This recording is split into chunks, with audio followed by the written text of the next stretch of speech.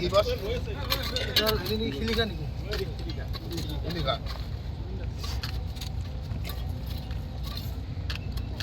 ইয়াতে এইটো হেৰি কলা কলাটো কি সাৰ নেকি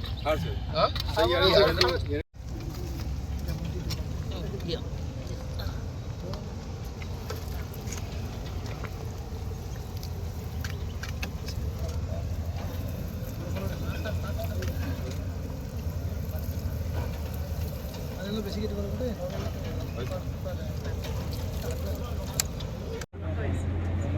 ইহঁতে সয়েলটোতো এটা হেৰি কৰে ক'ত গ'ল আমাৰ त्रिपाठी है ना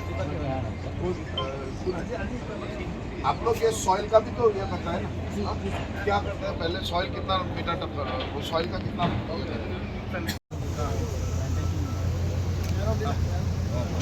नमस्कार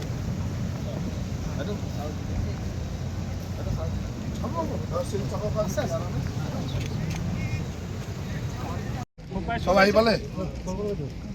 অকণমান ইফালে হ'ব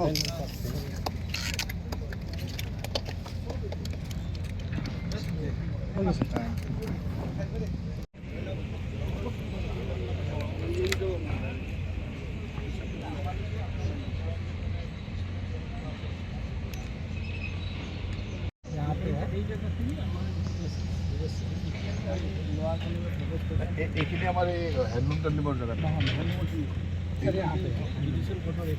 जुडिशियल कोर्ट का ही है ये हैंडलूम का मोबाइल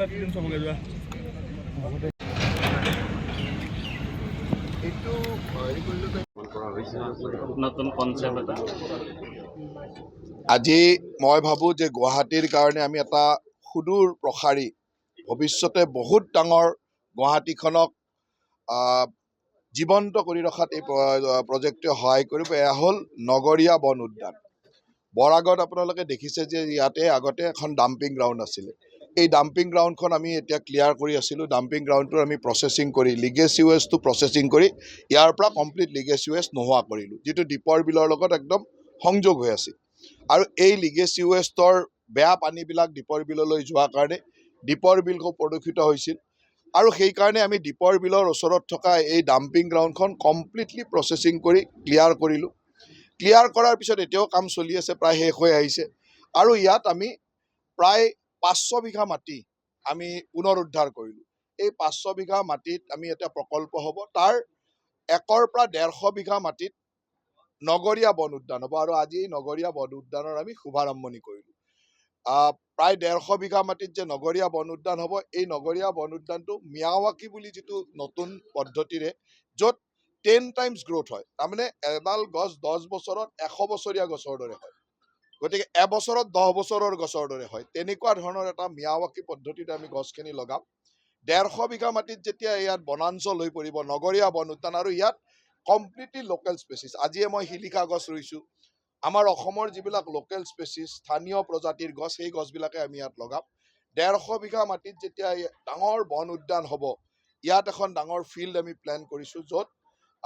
অতি কমেও 2 লাখ মানুহ সমবেত হৈও সভা কৰিব পাৰি তেনেকুৱা এখন মিটিং গ্ৰাউণ্ড এখন বনাম যাৰ ওচৰতে মোটামুটিকৈ 5000ৰ ওপৰত বাছ বা তেনেকুৱা ধৰণৰ বাহন মানে পাৰ্কিং কৰিব পৰা সুবিধা থাকিব গতিকে ভৱিষ্যতলৈ যাতে সভা সমিতি ইত্যাদি কৰিলে ডাঙৰ কনচাৰ্ট ইত্যাদি কৰিলে কোনো অসুবিধা নহয় তেনেকুৱা ধৰণৰ এখন মিটিং গ্ৰাউণ্ড এটা ডাঙৰ পাৰ্কিং এৰিয়া আৰু ইয়াৰ লগত হাইৱেৰ পৰা পামহি ৰোডলৈকে হাইৱেৰ পৰা 6 লেন এণ্ড পামহি ৰোডলৈকে 4 লেন তেনেকুৱা ধৰণৰ এটা প্ৰকল্প ইয়াত বনোৱা আছে আপোনালোকে তাত কনচেপ্টটো চাব পাৰিব গোটেই মাষ্টাৰ প্লেনটো আমি তেনেকৈ বনাইছোঁ আৰু এই গোটেইখিনি কাম পৰ্যায়ক্ৰমে আমি কৰি গৈ থাকিম আজি তাৰ প্ৰথম পৰ্যায়ৰ এটা কাম সেয়া হ'ল আৰবান ফৰেষ্ট নগৰীয়া বন উদ্যানৰ আৰু এই অঞ্চলটোৰ পৰা গোটেই এই 500 বিঘা মাটিত প্ৰায় 150 বিঘা মাটিত বন উদ্যান হ'ব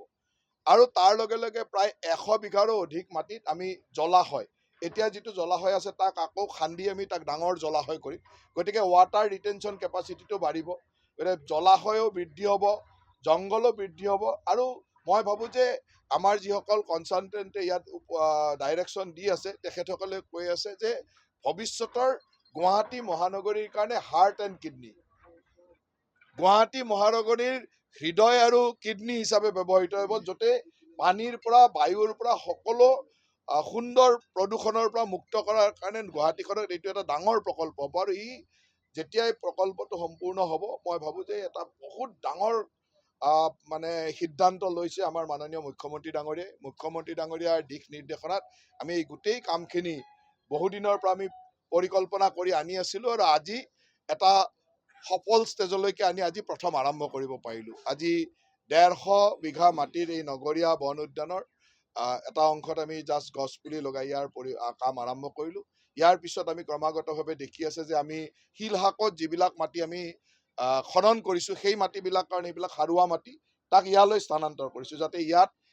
বন উদ্যানখন কৰোঁতে সাৰুৱা মাটি পোৱা যায়। শিলহাকৰ পৰা মাটি খান্দি আনি আমি ইয়াত সুন্দৰভাৱে যি লিগেচি ৱেষ্ট উলিয়াই নিয়াৰ পিছত যিবিলাক গাঁত হৈ গৈছিলে, ইয়াত হাজাৰ হাজাৰ মানে শ বছৰ ধৰি যিটো লিগেচি আছিল সেই লিগেচি ৱেষ্টটো উঠাই আমি প্ৰচেছিং কৰোঁতে তাত ডাঙৰ ডাঙৰ গাঁত হৈছিলে। সেই গাঁতত শিলহাকৰ পৰা সাৰুৱা মাটি আনি আমি ভৰাই ইয়াতে বন উদ্যান কৰাৰ পৰিকল্পনা কৰিছিলোঁ। গতিকে জাবৰৰ দম য'ত আছিল তাত বনাঞ্চল হৈ পৰিব আৰু 150 বিঘা মাটিৰ বনাঞ্চল মানে বহুত ডাঙৰ অসমখনৰ কাৰণে বা গুৱাহাটীখনৰ কাৰণে এটা বহুত ডাঙৰ সকাহ হ'ব বায়ু প্ৰদূষণৰ ক্ষেত্ৰত। যিহেতু আপুনি ইতিমধ্যে ক'লে এটা নতুন ব্যৱস্থা যিখিনি আছে, নতুন এটা পদ্ধতি অৱলম্বন কৰিব, কেতিয়ালৈকে আমি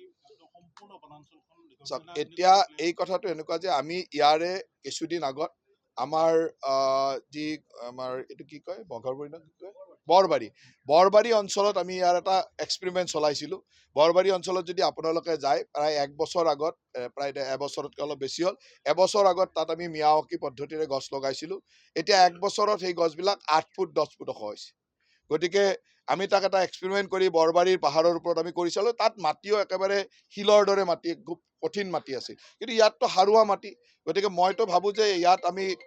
বাহিৰৰ তেনেকুৱা এক্সপাৰ্ট, মিয়াৱাকি গাৰ্ডেন কৰা তেনেকুৱা কনচালটেণ্ট আনিছোঁ, এক্সপাৰ্ট আনিছোঁ। গতিকে এই সাৰুৱা মাটিততো মই ভাবোঁ যে 1-1.5 বছৰৰ ভিতৰত মানে খুব 8-10 ফুটৰ গছবিলাকতো হৈ যাব। আৰু ইয়াৰ গোটেই বস্তু হ'ল 10 টাইমছ গ্ৰ'থ।